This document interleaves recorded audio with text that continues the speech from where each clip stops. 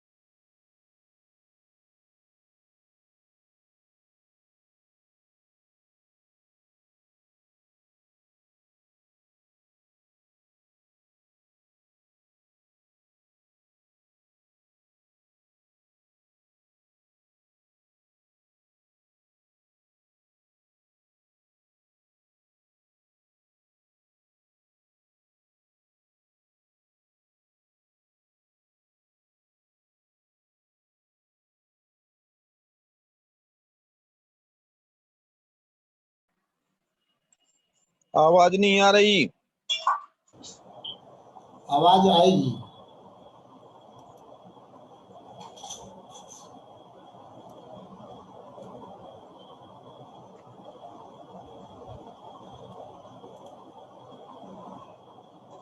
सभी को जय जिनेंद्र, सभी को बहुत बहुत जय जिनेंद्र।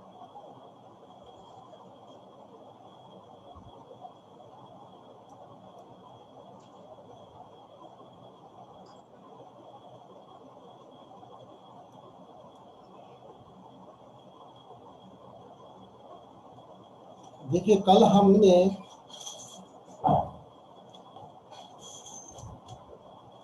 भूमि के चयन के बारे में चर्चा की थी।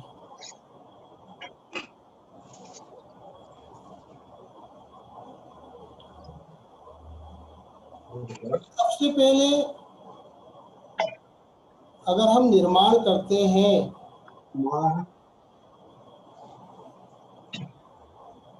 तो हमें भूमि का चयन भली भांति सोच समझ करके करना चाहिए।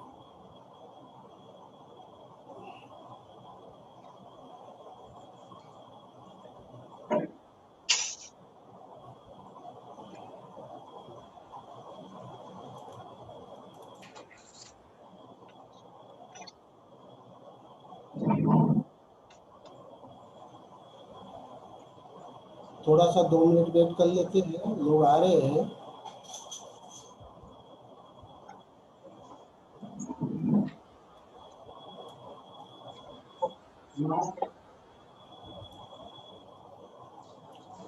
टाइम ज़्यादा ले लेंगे, 8:40 पर हो जाती है।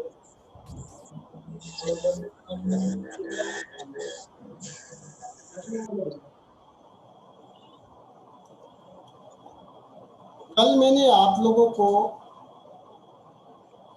जो भूमि के निर्णय के बारे में बताया, मुझे आशा है कि आप लोगों को समझ आया होगा। यदि किसी को कोई चीज समझ में नहीं आती है, सुनने से रह जाते हैं, तो पूरे ही प्रोग्राम की, पूरे शिविर की रिकॉर्डिंग YouTube चैनल के माध्यम से आप तक पहुंचती है। कल के परसों के दोनों ही दिन की जो रिकॉर्डिंग है, कल से शुरू हुआ है, कल की दिन की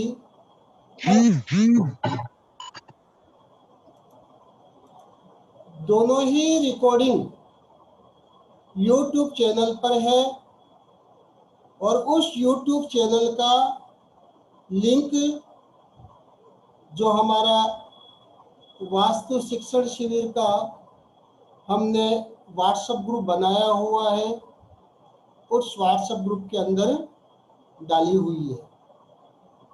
कोई देर से आता है, सुनने से रह जाता है, समझने से रह जाता है, तो हम पूरी रिकॉर्डिंग को हम सुन सकते हैं।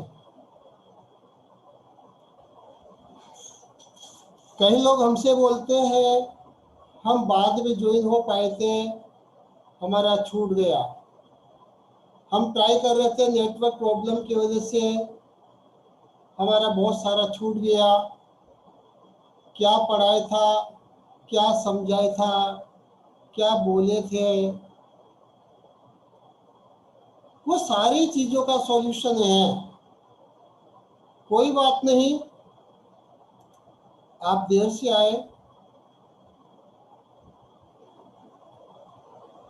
रोज की जो हमारी जूम मीटिंग है, जो हमारे शिविर की जो क्लास है, इसे आप एक बार दोबारा से अवश्य सुना करें, क्योंकि कहीं न कहीं हो सकता है हम पूरी बात को नहीं सुन पाए हो। पूरी बात को नहीं समझ पाए हो। दोपहर की क्लास में हमारे गुरु का सानिध्य मिलता है। हमारी भी इच्छा होती है कि जो हमारे दिगंबर गुरु है, दिगंबर संत है, उनका जो ज्ञान है, उनका जो अनुभव है, वो हमें भी प्राप्त हो। और इसी भावना के साथ में दोपहर में दिगंबर गुरु का सानिध्य हमने रखा है, ताकि उनका ज्ञान हमें मिल सके। शाम के समय हमारे वास्तु की क्लास पूरा प्रयास करूंगा मैं आप लोगों को बहुत अच्छे से समझाने का।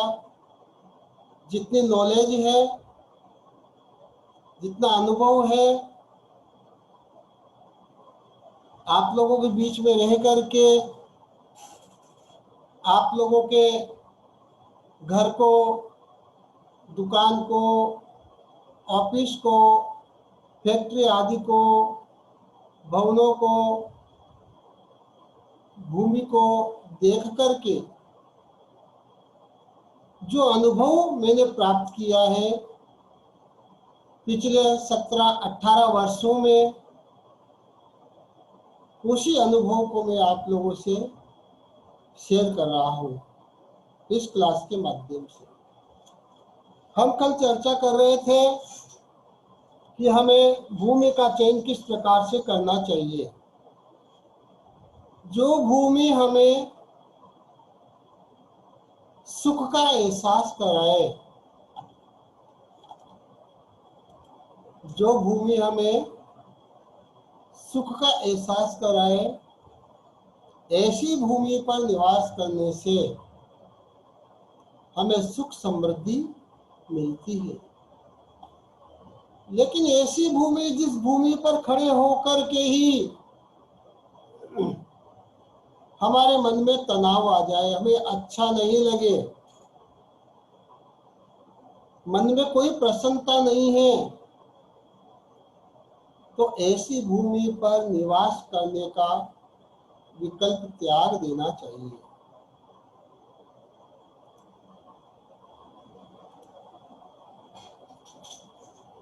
अगर हमारे मकान के पिछली दीवार के टच में किसी प्रकार का कोई देवालय हो, मंदिर हो, मस्जिद हो, कहने का मतलब है कोई देव स्थान हो, तो उस मकान में हमें दुख और दर्द के सिवा कुछ भी नहीं मिलता। ठीक उसी प्रकार से अगर हमारे मकान के, हमारे भवन के ठीक सामने मंदिर हो या कोई देवालय हो, लेकिन उस देवालय का मुख्य द्वार और हमारे भवन का मुख्य द्वार अगर आमने सामने है तो दोष युक्त माना जाएगा। सामने मंदिर है, कोई बात नहीं है, लेकिन उस मंदिर का या उस देवालय का जो मुख्य द्वार है, वह मुख्य द्वार हमारे द्वार के आमने सामने नहीं होना चाहिए। हमारे घर के सामने किसी का घर है और दोनों के द्वार आमने सामने हैं, हमारे घर के सामने किसी का घर है और दोनों के द्वार आमने सामने हैं, देखो किस प्रकार से मैं आपको बता रहा हूं।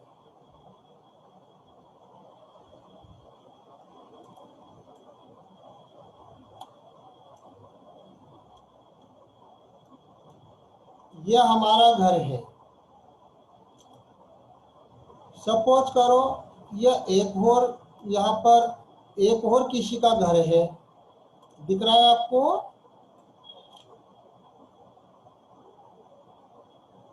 अब यहाँ पर यह हमारा द्वार है,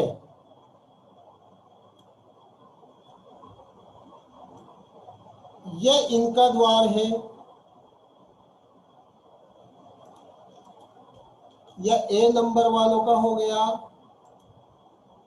ये बी नंबर वालों का हो गया। अब हमें यह देखना है कि इसमें किसको क्या दोष आ रहा है।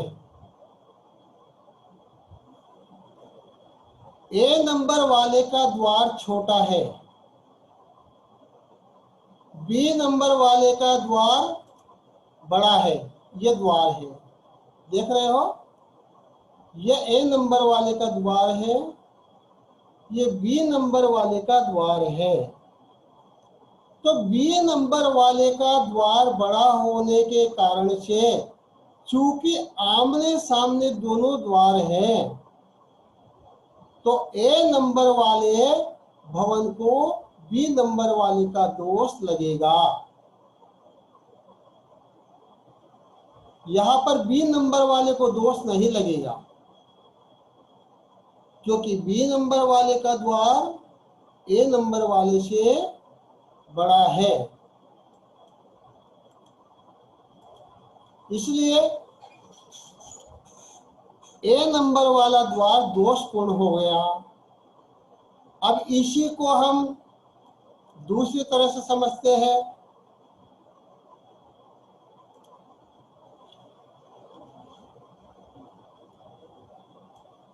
एक द्वार ये है,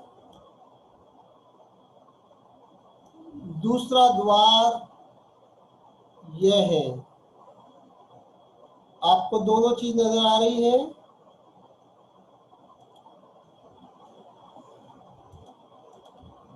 ये ए नंबर वाले का द्वार और बी नंबर वाले का द्वार, दोनों ही द्वार बराबर हैं, दोनों के साइज इक्वल हैं। तो अब किसको दोष लगेगा, हम इस चीज को समझेंगे कि यहां पर किसको दोष लगेगा। तो यहां पर दोनों ही को दोष लगेगा। दोनों ही को दोष क्यों लगेगा, क्योंकि ये देखिए, इसका कोना, इसी द्वार वेद्य दोष इसको भी आ रहा है। ये द्वार वेद्य दोष आ रहा है, जो गलत है। किसी भी द्वार का कोई कोना हमारे द्वार में इस प्रकार से क्रॉस नहीं होना चाहिए। अब इसको देखेंगे, इसका भी द्वार का कोना यहां पर, ये देखो, द्वार वेद्य दोष दोनों को ही आ रहा है। तो दोनों को ही यहां पर दोष लग रहा है। कभी भी भवन में इस प्रकार से हम द्वार बनाते हैं तो हमें इस बात का ध्यान रखना चाहिए कि एक द्वार का कोना दूसरे द्वार में न जाए। इस प्रकार से आप इसका स्क्रीनशॉट ले सकते हो समझने के लिए, बाद में भी, या YouTube चैनल पे रहेगी इसकी पूरी रिकॉर्डिंग, और चाहे तो आप स्क्रीनशॉट भी ले सकते हो। सपोज करो हम तीसरा विकल्प और लेते हैं द्वार के बारे में।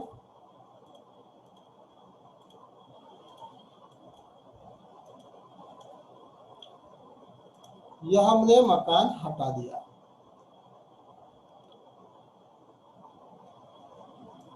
यह हमारा मकान है,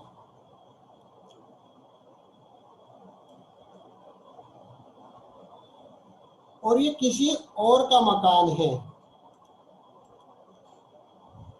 ये बी नंबर वाले का मकान है।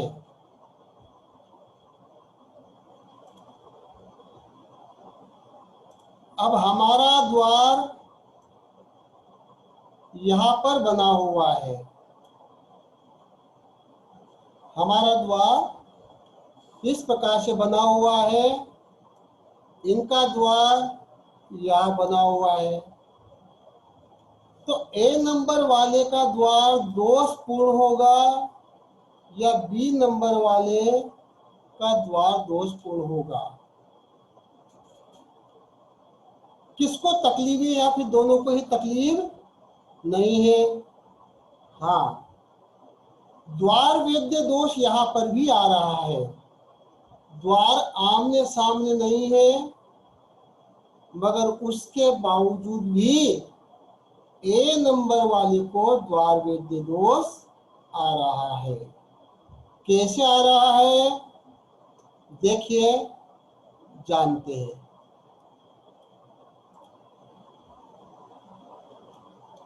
ये जो कोना है,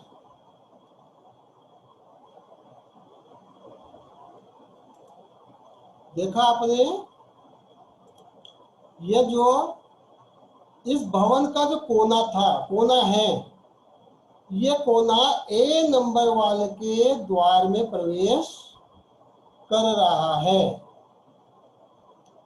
तो यहां से बी नंबर वाले के घर का कोना ए नंबर वाले के द्वार में प्रवेश कर रहा है, तो ए नंबर वाले भवन के लिए यह दोष पैदा करेगा।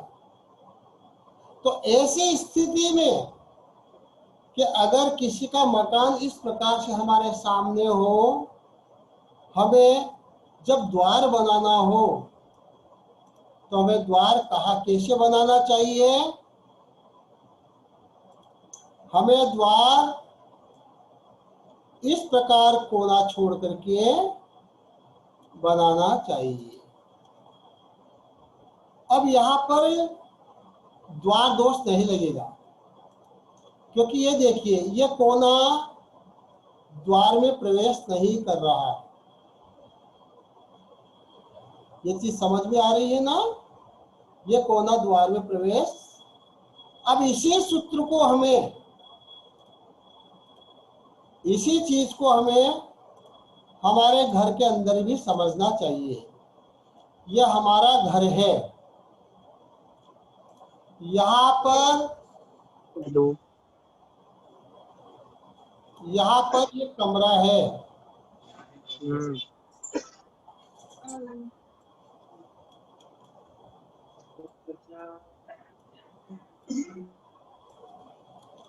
यहाँ पर ये कमरा है और यहाँ पर भी ये कमरा बना हुआ है।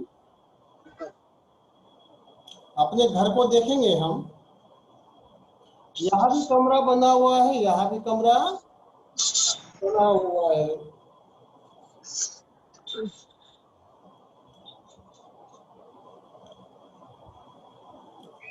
इसका गेट ये है और ठीक इसके सामने ही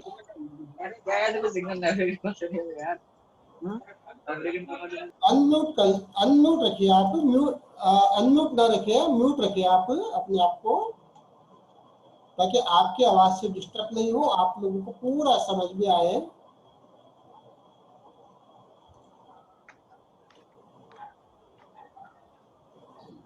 यहाँ पर देखा आपने, दोनों द्वार बराबर 6 हैं।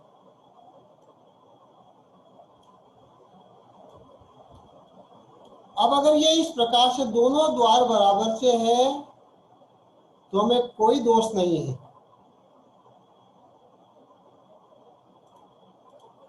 ये द्वार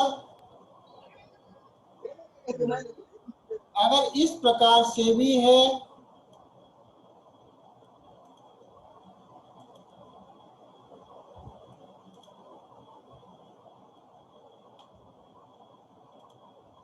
ये देखिए, ये द्वार अगर इस प्रकार से भी है तो भी हमें कोई दोष नहीं है।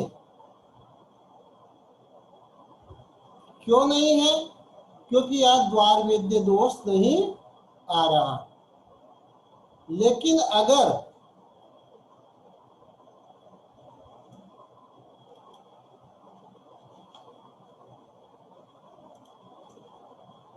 इस प्रकार की व्यवस्था यहाँ पर हो,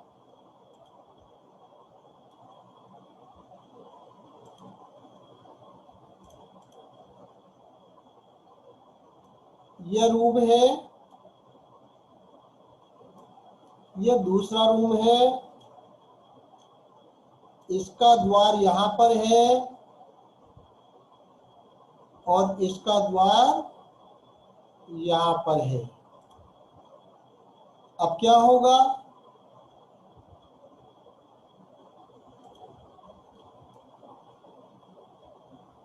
ये देखिए आप, क्या हो गया? ये गलत हो गया, क्योंकि इस रूम के द्वार पे द्वार वेद्य दोष आ गया है।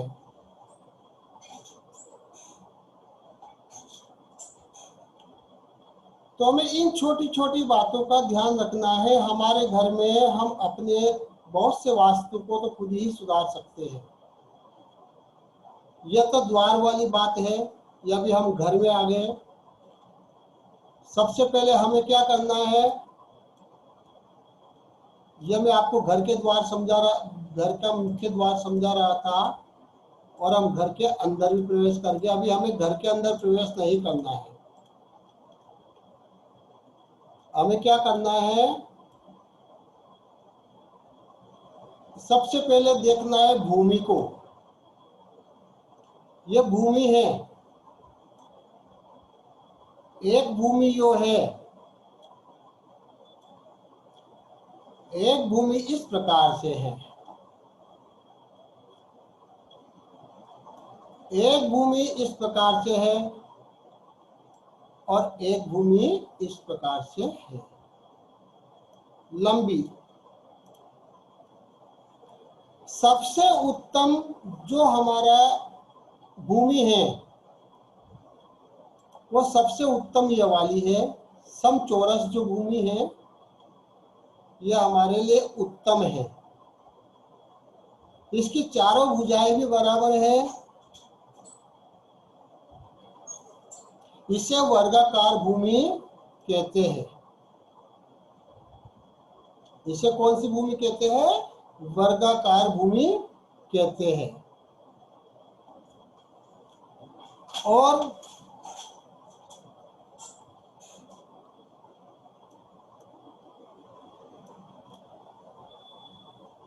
अब हम लंबचौरस भूमि को देखेंगे।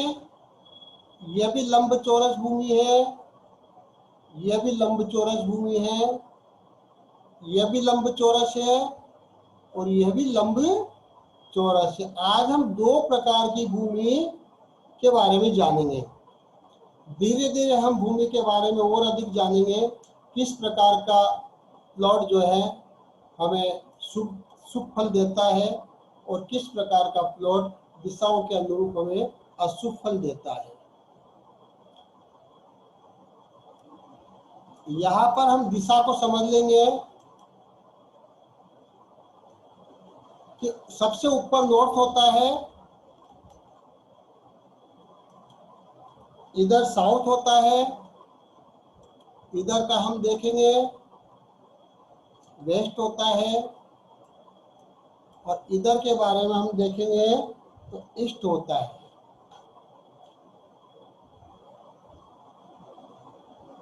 ये जो इधर हम देखेंगे नॉर्थ और ईस्ट के बीच में, यह ईशान कोण बोलते हैं इसको। सबसे पहले दिशाओं को समझेंगे हम। मुझे हमारे एक भाई ने कल बोला कि बहुत से लोग ऐसे भी हैं जिन्हें अभी दिशा देखना भी नहीं आता है। ठीक है, हो सकता है आजकल तो वैसे मोबाइल के अंदर भी कंपास आने लग गया है। जो दिशा सूचक यंत्र होता है, कंपास होता है, उसमें जो उसकी जो नोक होती है, सुई होती है, जिसपे रेड कलर का चिन्ह होता है, वो कलर का चिन्ह हमेशा उत्तर दिशा में रहता है। जो कंपास की सुई होती है, वह कंपास की सुई हमेशा ही उत्तर दिशा की ओर, उस कंपास को आप कैसे भी घुमा लो, वह बार बार वो उत्तर दिशा की ओर जाएगी। तो जिधर वह सुई होती है उसे हम उत्तर दिशा मानते हैं। अब और दिशाओं का कैसे पता करेंगे? तो हम उस सुई की तरफ मुंह करके खड़े हो गए, यानी उत्तर दिशा की तरफ मुंह करके खड़े हो गए। अब हमारे सीधे हाथ की तरफ, यानी राइट हैंड की तरफ, राइट हैंड की तरफ हमारा पूर्व दिशा होता है। पूर्व दिशा जिधर सूर्य उदय होता है। और लेफ्ट हैंड की तरफ हमारा पश्चिम दिशा होता है, यानी वेस्ट। और हमारे बैक साइड पीछे की तरफ ये दक्षिण दिशा होता है।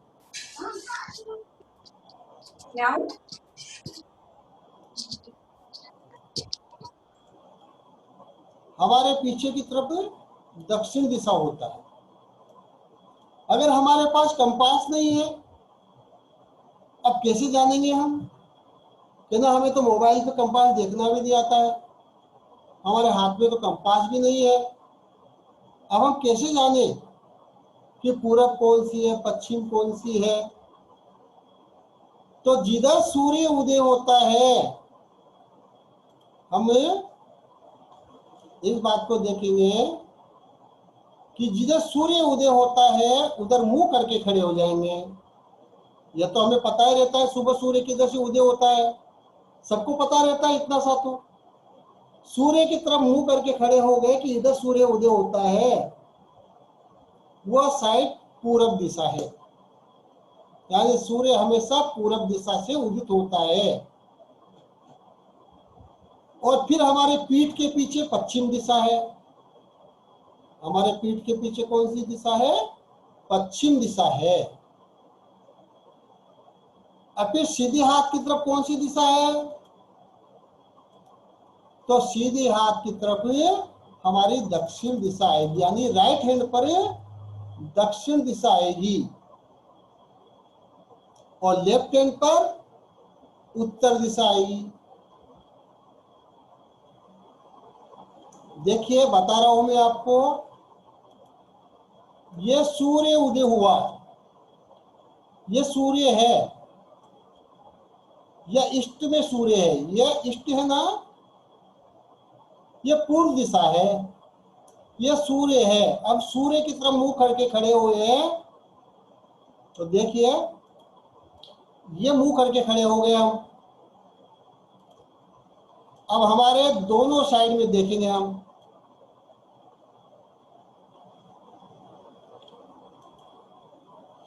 ये लेफ्ट साइड है, ये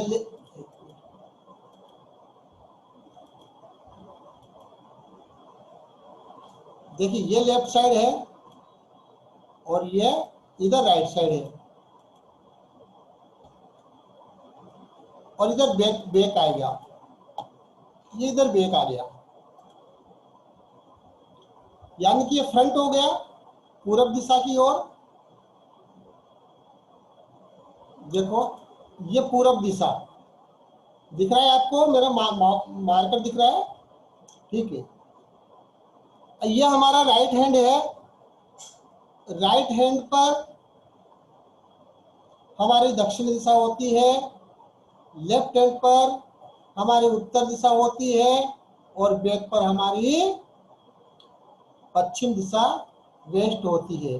तो इस प्रकार से हमारे पास अगर कंपास नहीं भी है तभी भी हम दिशाएं देख सकते हैं। अब चलते हैं हम हमारे भवन के शुभाशुभ परिणामों को देखते हैं।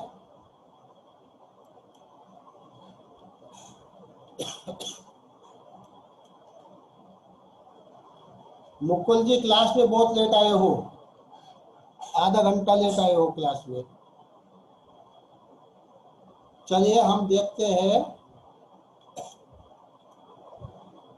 यह हमारा भवन है। इन चीजों पर गौर करेंगे हम, बहुत काम की चीजें हैं जो मैं बता रहा हूं। इधर ईस्ट है, इधर वेस्ट है और इधर साउथ है।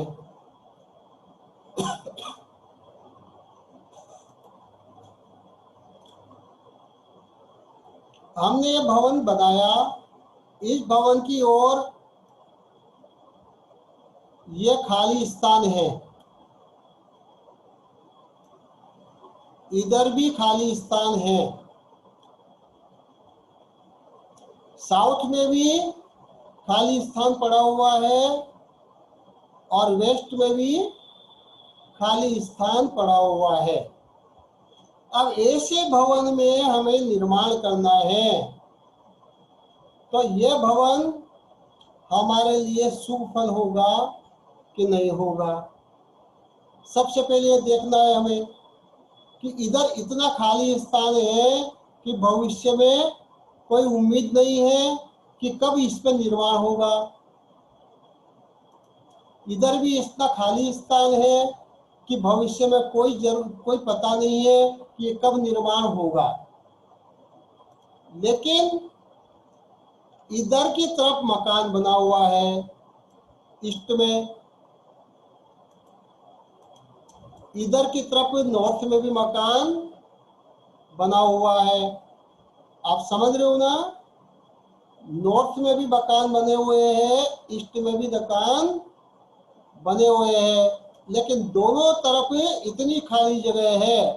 अब इसका द्वार हमें या तो इधर निकालना पड़ रहा है या इधर निकालना पड़ रहा है। इधर भी गली है, इधर भी गली है, पीछे भी खाली जगह है, वेस्ट में और साउथ में भी खाली जगह है। अब यह मकान हमें कितना सुफल देगा और कैसे देगा?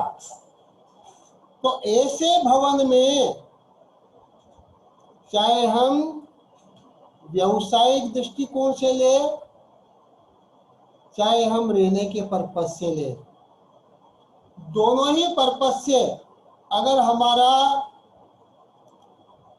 नॉर्थ साइड यानी उत्तर दिशा ऊंची हो गई, ईस्ट साइड ये भी ऊंची हो गई,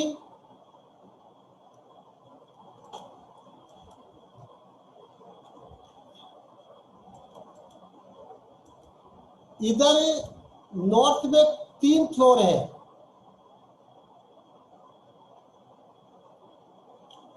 और ईस्ट में भी 3 फ्लोर बने हुए हैं। नॉर्थ की तरफ हमारे प्लाट के नॉर्थ साइड में 3 मंजिल बना हुआ है और पूर्व दिशा में भी 3 मंजिल बना हुआ है।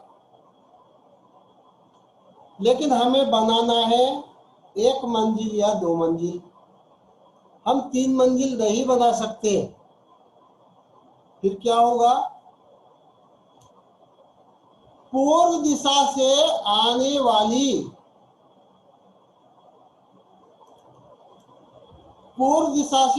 वाली किरणें यहीं पर रुक गई, हमारे मकान तक नहीं आ पाई।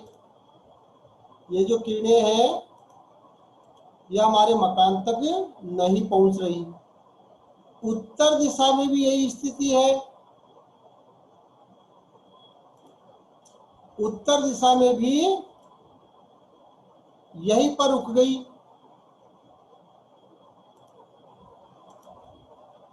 हमारे मकान पर न तो उत्तर दिशा से प्रकाश आ पाया और न ही पूर्व दिशा से प्रकाश आ पाया, दोनों ही तरफ से अवरुद्ध हो गया।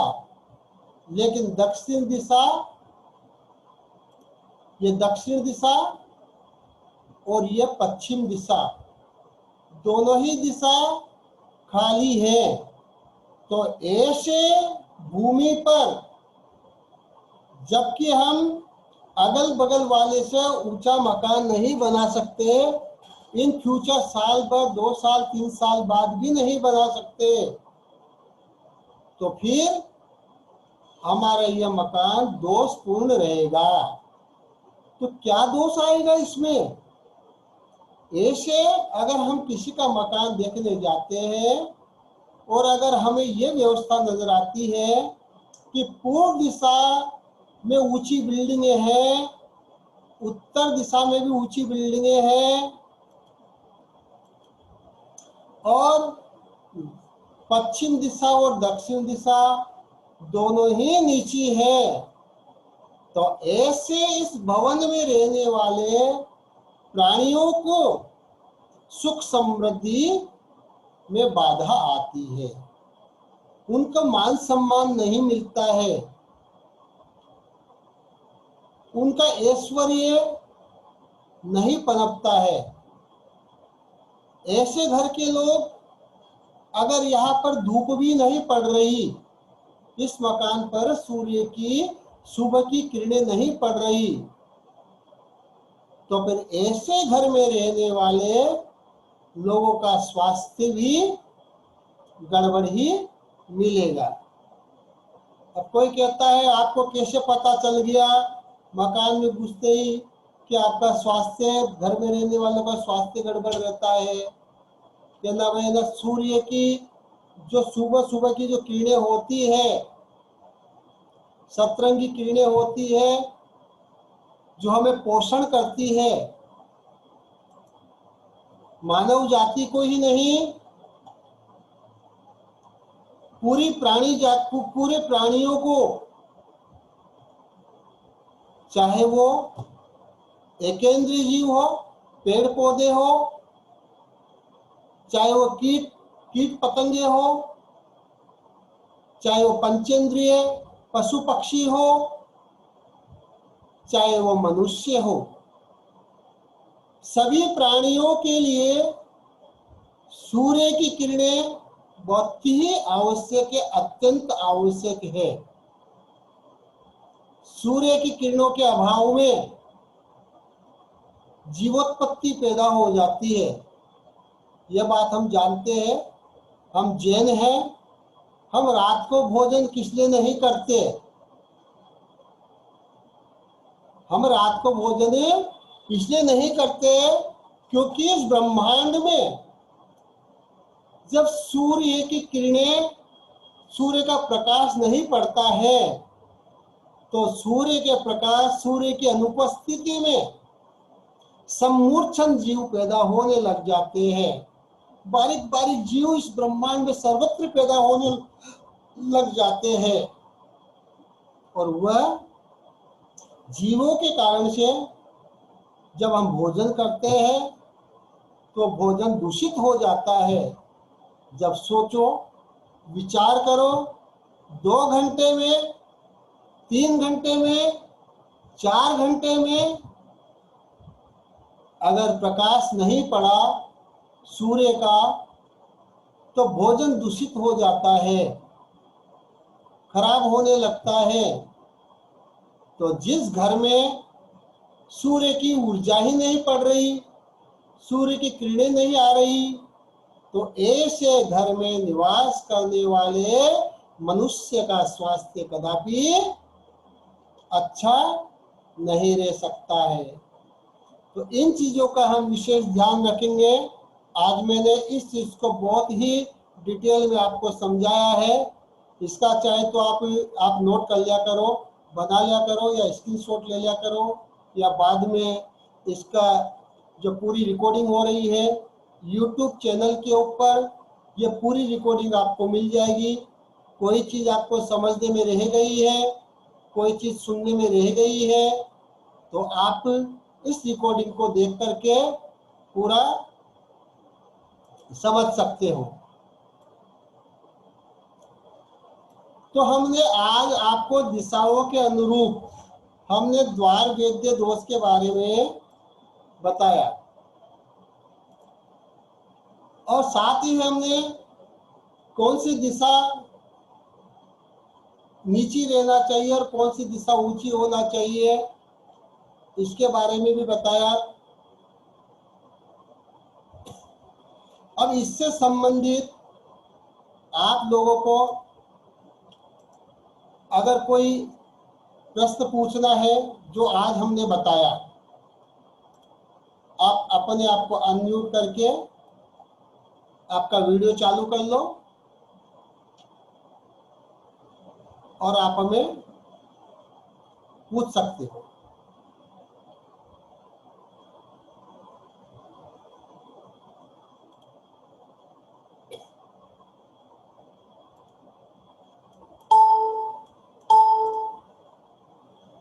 किसी को कोई प्रश्न पूछना है? हाँ, मनोज जी बोलिए। फ्लैट में ऐसी स्थिति हो सकती है, शहर में जो फ्लैट होते हैं फ्लैट, हाँ वहां पे ऐसी स्थिति हो सकती है, हाँ फिर वहां पे कोई ऐसा इलाज हो सकता है क्या? शहर के अंदर जैसे आपने कहा कि फ्लैट होते हैं तो ऐसी स्थिति हो सकती है, माना ऐसी स्थिति हो सकती है, हाँ लेकिन जो फ्लैट होते हैं उसका एक पूरा ही कंपार्ट लेता है, एक पूरा एरिया काउंट होता है। हाँ जैसे 9 माले की बिल्डिंग है, 10 माले की बिल्डिंग है या 50 हाँ माले की बिल्डिंग है, तो हाँ पूरा एरिया काउंट होगा उसमें। हाँ हाँ हाँ वहां पर ऊंचा और नीचे का काउंट नहीं होगा, उसका पूरा एरिया काउंट होगा। हाँ हाँ हाँ अगर दोष आएगा तो पूरी बिल्डिंग के ऊपर आएगा। हाँ हमें वहां पर सिर्फ जिस फ्लैट के अंदर हम निवास करते हैं, सिर्फ उस फ्लैट का हमें वास्तु देखना है कि इस फ्लैट पे इसका वास्तु सही है कि नहीं है। बराबर। किसी का और प्रश्न? हाँ जी पंडित जी, जो आपने आज बताया कि आपका घर नॉर्थ ईस्ट साइड है और अगर साउथ वेस्ट खाली है, हमारा भवन बिल्कुल ऐसे ही बना हुआ है, साउथ वेस्ट खाली नहीं है, लेकिन जो घर है वो नीचे है नीचे या है। बराबर है, और नॉर्थ वाला घर भी बराबर है, किंतु ईस्ट वाला घर काफी ऊंचा में, जिसकी वजह से फर्स्ट फ्लोर, ग्राउंड फ्लोर जहाँ हमारी रिहाइश है, वहां पे हम वहां पे हम लोग निवास करते हैं। हम लोग फर्स्ट फ्लोर पे निवास नहीं करते हैं, फर्स्ट फ्लोर हमारा बना हुआ है किंतु हमने वो खाली छोड़ा हुआ है। तो इस स्थिति में हमें क्या करना चाहिए? बना तो हमारा सेकंड फ्लोर भी, फर्स्ट फ्लोर भी है, और सेकंड फ्लोर उनसे कम है लेकिन है। देखिए, आपने जैसे बताया कि नॉर्थ फ्लोर बराबर है, नॉर्थ हाँ साइड जी, बराबर है, नॉर्थ साइड हाँ जी, बराबर है, हाँ जी, साउथ में डाउन है, हाँ जी, वेस्ट में डाउन है, डाउन है या बराबर है? हाँ जी, लेकिन ईस्ट साइड में ऊंची बिल्डिंग है। एक ही बिल्डिंग है, ऊंची है। हाँ जी। अब आपकी बिल्डिंग के और उस बिल्डिंग के बीच में डिस्टेंस कितनी है, इस बात को देखा जाएगा। पूरी लंबी गली है। कितने फीट की गली है? मुझे अगर राजमार्ग आता है, सुनिए बात, अगर एक हम्म मार्ग बीच में आ जाता है, मैं आपको एक चीज और बता दूं, अगर हम्म मार्ग बहता हुआ मार्ग बीच में आ जाता है, हम्म बहता हुआ मार्ग बीच में आने के बाद में इस प्रकार का दोष नहीं लगेगा। किंतु पंडित जी, आप जो कह रहे हैं कि सूर्य की किरणें नहीं आती, तो ग्राउंड फ्लोर पे सूर्य की किरणें नहीं आती? ग्राउंड पे नहीं आती, फर्स्ट फ्लोर पे तो आती है ना। हाँ जी, बिल्कुल आती हैं। कोई उगते सूर्य की आती हैं। कोई बात नहीं, तो फर्स्ट फ्लोर पे आती है। वैसे तो पूरे मकान के अंदर वेंटिलेशन होना चाहिए, हम वो है, वो है तो कोई दिक्कत वाली बात नहीं। लेकिन स्वास्थ्य तो गड़बड़ रहता है पंडित जी। आज से तो अगर आपको सूर्य की किरणें नहीं मिल रही, और भी कोई रीजन हो सकते हैं, क्योंकि तो अच्छा। सूर्य की किरणें अगर अवरुद्ध हो रही हैं हाँ तो जी। वहाँ के रहने वाले प्राणियों की, मैंने पहले भी बोला है कि स्वास्थ्य पर इफेक्ट पड़ेगा। ठीक है, आपका ऊपर बना हुआ है, वेंटिलेशन बराबर आ रहा है, नॉर्थ साइड बराबर है, इसलिए आप बच रहे हो, कोई गंभीर बीमारी नहीं आई अभी तक। अगला प्रश्न। धन्यवाद। पंडित जी, मैं ये पूछ रही थी, जी बोलिए। जैसे आपने अभी बोला कि जो फ्लैट में रहने वाले लोग होते हैं उनका वास्तु एरिया वाइज देखा जाता बिल्कुल सही है ना। लेकिन मैं ये पूछ रही थी, जैसे फ्लैट वाइज नहीं देखते हैं फिर वास्तु को, अगर फ्लैट वाइज बना है तो उसका अंदर का वास्तु नहीं देखा जाएगा? अंदर का वास्तु तो मस्ट है, देखा ही जाएगा, लेकिन सबसे पहले हमें ये देखना होगा कि ये जो फ्लैट है, ये फ्लैट कौन सी दिशा में है, किस जगह पे है, इसके आसपास की स्थिति क्या है, इसके सामने की स्थिति क्या है, इसके पीछे की नहीं, अगर हम ये देखते हैं कि उनकी बाहर की स्थिति पूरी प्रॉपर है, पूरा वास्तु सही है, फिर अंदर की ठीक देखना। है, तो अंदर का किस फ्लोर तक वो रहता है, माना जाता है उसको, किस फ्लोर तक देखते हैं? वास्तु तो पूरा ही देखते हैं, जहाँ पर हम रहते हैं, जिस फ्लोर में हम रहते हैं, हाँ इस फ्लैट के अंदर हम रहते हैं, उस जी फ्लैट का पूरा ही वास्तु देखा जाता है, क्योंकि अंदर का वास्तु जी काउंट होगा। अगर हम पूरी बिल्डिंग वास्तु के अनुसार है और हम हाँ जाकर के अगर ईशान कोण में जाकर के दंपत्ति शयन करने लग जाएगा, जी, क्या होगा? नहीं पता। उसको तकलीफ आएगी, उसको संतान उत्पत्ति में बाधा आने लग जाएगी, उसको एबॉर्शन होने की स्थितियां बन जाएगी अगर इसी अच्छा में दंपत्ति शादी के बाद में शयन करने लग जाते हैं। कई लोगों को, मेरे पास कई लोग आते हैं कि हमें 5 साल हो गए, 10 साल हो गए, लेकिन संतान ही नहीं हो पा रही है। तो कई बार ऐसे दोष देखने को मिलते हैं कि आप जब से शादी हुई तब से ईशान कोण में ही शयन कर रहे हो, जो देव स्थान का, जो देव, जहाँ पर देव स्थान होता है उस जगह पर हम शयन कर रहे हैं। अगर मैं ये पूछ रही थी, अगर ईशान कोण में अपन ने बारजा बना रखा है, मतलब छज्जा जैसे छोड़ रखा है 5-6 फुट का, फिर उसके बाद रूम्स स्टार्ट है, तो फिर तब भी ये दोष माना जाएगा? उस पर डिपेंड करता है कि आपका एरिया कितना है, उस एरिया के हिसाब से ईशान कोण कहाँ तक आता है, अच्छा ये उस पर डिपेंड करेगा। अगला किसी का प्रश्न है, किरण जी, मालेगांव वाले किरण जी बराबर सुन रहे थे। निवेदिता रोहतक से, निवेदिता रोहतक से, बोलिए। आपने आपने पूछ लिया ना प्रश्न, किसी और का भी नंबर। मैं आपकी जानकारी में एक चीज बता दूं, सुनिए सुनिए, हमारा हर संडे को, हर रविवार को सायंकाल 8 बजे, रात्रि 8 बजे को वास्तु शंका समाधान का प्रोग्राम इसी जूम पर होता है। यह हर संडे को होता है। कल की क्लास दिन में ही ली जाएगी। कल शाम का जो समय होगा वो वास्तु शंका समाधान का, जो हर रविवार को हमारा रहता है, 8 बजे से शुरू होता है, जिसमें सभी लोग लाइव प्रश्न पूछते हैं और उसका समाधान हम यहाँ से देते हैं। वो प्रोग्राम यथावत रहेगा और जो की क्लास रहेगी वो कल दिन में रहेगी। अब किसी को कोई और प्रश्न पूछना है तो पूछ सकते हैं। मुकेश जी, आपने हैंडशेक किया हुआ है। मुकेश जी, मुकेश जी का प्रश्न हो गया क्या पहले?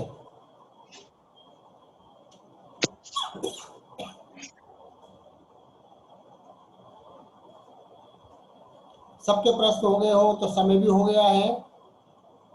एक मिनट, मेरे को ये पूछना है, मैं जब रोटी बनाती हूँ तो मेरा मुंह दक्षिण तरफ आता है, तो क्या ये सही है? आप रोटी बनाते हो तो दक्षिण तरफ की तरफ मुंह आता है। हाँ, अगर आप मैं फ्लैट में रहती हूँ, बंगला नहीं, फ्लैट में रहती हूँ। आप फ्लैट में रहते हो ना? देखो किरण जी, वैसे तो आपके यहाँ पर धार्मिक माहौल है। अगर हमारा मन शांत है, अगर भोजन बनाते समय हम अच्छे अच्छे गीत गुनगुनाते हैं, भजन गुनगुनाते हैं, तो भोजन स्वादिष्ट बनेगा, भोजन गुणकारी बनेगा। रही बात हम साउथ की तरफ मुंह करके भोजन बना रहे हैं, तो एक प्रश्न पत्र 100 नंबर का होता है। उस प्रश्न पत्र में कोई प्रश्न 10 नंबर का होता है, कोई प्रश्न 20 नंबर का होता है, कोई 5 नंबर का होता है, कोई आधे आधे और एक एक नंबर के प्रश्न होते हैं। अब हमने उस प्रश्न पत्र को सॉल्व किया और हमारा 100 में से 70 नंबर आ गए, 80 नंबर आ गए। तो ये जो आपने प्रश्न किया है, अगर हमारी रसोई बिल्कुल वास्तुशिल्प शास्त्र के अनुकूल बनी हुई है, सिर्फ इतना सा ही उसमें दोष है कि हमारा मुख दक्षिण दिशा में होता है, लेकिन रसोई आग्नेय कोण में बनी हुई है, या पश्चिम में बनी हुई है, या वायव्य में बनी हुई है, शिल्प शास्त्र के अनुरूप बनी हुई है, तो इसे हम 1 नंबर और आधा नंबर का प्रश्न समझ करके छोड़ देना चाहिए। इसमें उलझ करके हम अपना व्यर्थ समय न गवावे कि हमारे 10-10, 5-5 नंबर के प्रश्न छूट जाए। तो तनाव नहीं लेना चाहिए, ठीक है। जय जिनेंद्र। जय जिनेंद्र। हाँ, जय जिनेंद्र पंडित जी। जय जिनेंद्र। आज की मीटिंग को यहीं पर हम समाप्त किचन में किसी का आ रहा है क्या प्रश्न? हेलो, जय जिनेंद्र गुरु जी। नाम बताइएगा। हेलो, लक्ष्मी जैन। आईडी किस नाम से है? हेलो, आपकी आईडी किस नाम से है? लक्ष्मी जैन से है। लक्ष्मी जैन। लक्ष्मी जी बोलिए, लक्ष्मी जी बोलिए। खाना बनाते समय तो अच्छे मूड में रहो। मैं गुरु जी मैं पूछ रही थी किचन में सिंक किस जगह होना चाहिए? किचन में सिंक हाँ, उत्तर में या पूर्व दिशा की ओर होना चाहिए।